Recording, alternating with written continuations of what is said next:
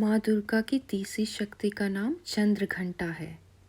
नवरात्रि के दिनों में तीसरे दिन इन्हीं का पूजन और आराधना की जाती है। इनका यह रूप परम शांतिदायक और कल्याण करने वाला है। इनके माथे में घंटे के आकार का चंद्रमा स्थित है। इसी कारण से इन्हें चंद्रघंटा देवी भी कहा जाता है। इनके शरीर का रंग सोने के समान चमकदार है। इनके 10 हाथ हैं, जिनमें खड्ग आदि शस्त्र विभूषित हैं।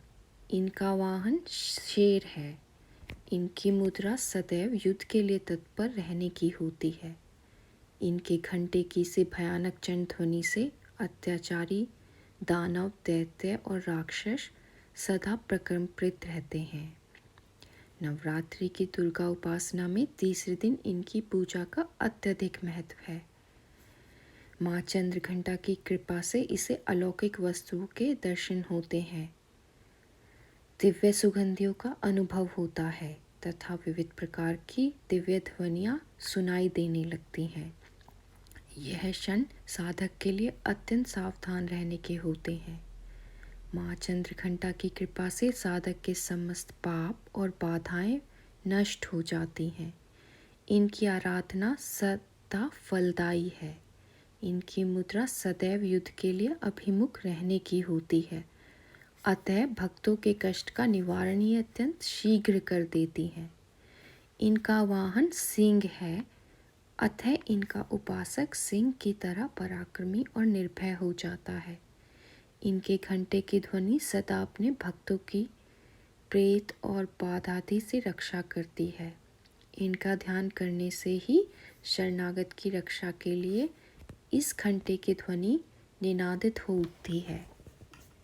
दुष्टों का दमन और विनाश करने में सदैव तत्पर रहने के बाद भी इनका स्वरूप दर्शक और आराधक के लिए अत्यंत सौम्यता एवं शांति से भरा हुआ रहता है। इनकी आराधना से प्राप्त होने वाला एक बहुत बड़ा गुण यह भी है कि साधक में वीरता और निर्भीकता के साथ ही सौम्यता एवं विनम्रता का भी विकास होने लगता है। उसके मुख, नेत्र तथा संपूर्ण काया में कांति गुण की वृद्धि होने लगती है। स्वर में दिव्य अलौकिक माधुर्य का समावेश हो जाता है।